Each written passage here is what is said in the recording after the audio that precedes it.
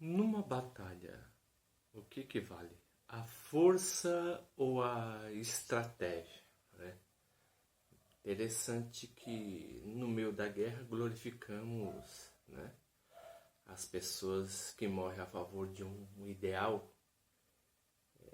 de herói, né? Aquele que defende algum ideal. Interessante que a palavra herói, ela vem de Hera, né? Que é a esposa de Zeus. Interessante também que a palavra Heracles, né, significa glória de Hera. Em grosso modo, né, o herói ele faz algo que é glorioso. Mas glorioso para quem, né? Ele faz isso. É glorioso para si? É glorioso para os seus amigos que estão ao redor? Ou é glorioso para os deuses? É lógico que eu estou fazendo uma outra comparação remetida a Hércules, né? Mas antes de ir para outro estudo, né, que eu quero fazer com vocês, que seria a corça de Serínia, né? Eu quero falar da luta entre Hércules e Anteus, né? Anteus, ele era filho de Poseidon, né, o rei do mar, e de Géia, ou Gaia, que é a deusa terra. Interessante que esse monstro, esse titã, ele ficava na passagem quando ia para a Líbia e ele era praticamente indestrutível. Porque todas as pessoas que iriam batalhar contra ele pegava, matava as pessoas, pegava os ossos e construía um templo para Poseidon, né, seu pai. E a sua força vinha praticamente da terra, né? Então cada vez que ele caía, né, numa batalha ele ficava mais forte. Mas Hércules, certa feita, né, caminhando, né, para realizar um dos seus trabalhos, né, é lógico que nós vemos assim na história de Hércules, a história não é muito linear, né, embora se tratando de um campo estritamente da mitologia. Não se sabe, por exemplo, se essa batalha aconteceu antes ou depois dos 12 trabalhos, mas provavelmente depois dos 12 trabalhos, né? Mas a luta que Hércules teve com Anteus, quando teve que passar pela Líbia, né? Os dois se travaram uma luta muito feroz, né? Muito fugaz. Fugaz não, né? Muito feroz, muito violenta.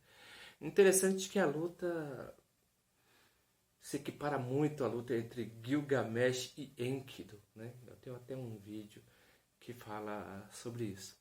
Mas interessante que se verificarmos a força de um semideus, que é Hércules, né, e a força de Anteus, que era um titã, a luta ia durar quase 1000 anos, né? Como se fosse uma das batalhas dos Cavaleiros do Zodíaco, né? Mas cada vez que Hércules ele derrubava Anteus, Anteus, né, ficava em pé, ficava mais forte. Cada vez que derrubava, ficava mais forte. É como se fosse essa espécie do Hulk. Como o Hulk se alimenta da força, Anteus ele se alimentava da terra.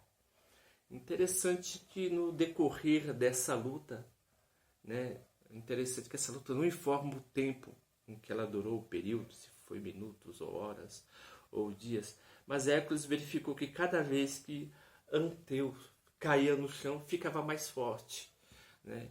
Em uma determinada feita, Hércules percebeu seu calcanhar de Aquiles, vamos dizer assim.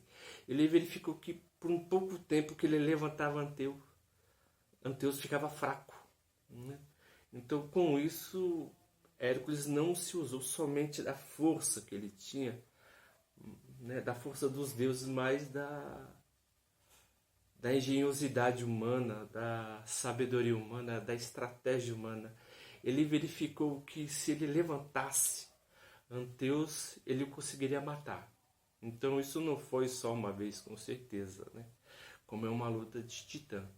Mas uma certa feita, um certo tempo, ele levanta Anteus e o esmaga, né? Ele pega Anteus A história não fala como, né? Mas ele pega, ele o esmaga estreitamente no ar. Pode ter sido pelo pescoço, né? Que seria o mais fácil, quebrando seus ossos quando o abraçou na região de sua costela. E assim ele venceu Anteus na batalha, né?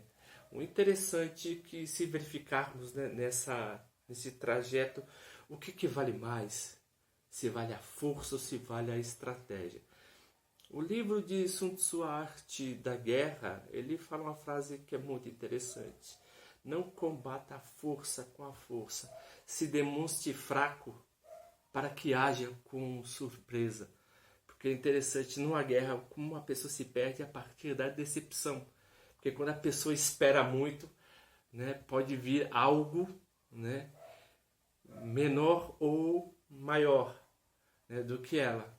E ela pode se sentir intimidada, subjugada ou até mesmo arrogante, né? Então, quando uma pessoa entra num campo de batalha, se a pessoa ir com força contra força, independente da quantidade, não vai ganhar. Porque numa guerra o que vale não é o número, né? Conforme o livro de Sun Tzu, mas sim a estratégia. Você não se bate força com força, você tem que arranjar esquemas para minar certas áreas, para depois chegar no eixo central. Interessante que você não, a função de uma guerra não é destruir o líder ou matar o líder, mas sim cerceá-lo e tirar a sua força. Porque quando você vê um líder subjugado, né, os seus seguidores, né, se dispersam, porque o seu senso de comunidade, né, não está muito... perde toda a confiança, na verdade. O senso né, o senso, vamos dizer assim, de força, de referencial, esse rei vai perdendo todo o referencial. Por quê? Porque a imagem que tinha dele, ele foi totalmente solapada. Então, o poder de uma guerra, ela não está entre o número de pessoas que matam. É lógico que tem, né, as baixas da guerra, porque é normal que haja guerra. Desde que o mundo é mundo, existe essa espécie de guerra. Mas eu estou falando da Batalha de Hércules, né? Qual uma lição que a gente podemos verificar nisso é porque Hércules, para poder vencer Anteu, né, ele verificou que a sua fraqueza, né, sua maior fraqueza era o levantar, e ele não tinha nenhuma base. Então, interessante que para vencer as batalhas você tem que tirar algumas bases de alguém, né, ou então mesmo reconfigurar as suas bases para que você possa vencer essa batalha. Então vemos que não se trata somente de força, mas também de inteligência.